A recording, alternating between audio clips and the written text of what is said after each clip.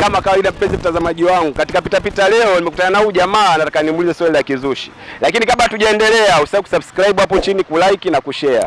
Hii story hata wewe inakuhusu. Usisahau comment baada ya hii story. Niambie bosi wangu. Safi bro, nakwaje? Poa poa. Bwana, katika pitapita zangu huwa napita nikiuliza watu swali la kizushi. Na hili swali naona linakuhusu. Sijui uko tayari? Niko tayari kulijibu. Bwana, unajua Disemba kawaida huwa mambo ya holiday, watoto wamefunga shule nini na nini, ukajisikia uwapeleke watoto Mombasa kwenda kustarehe.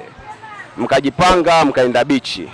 Ukiwa wewe, mke wako, watoto wako wa kike wawili, mtoto wako wa kivulana na shemeji yako wa kike, ndugu yake bibi yako.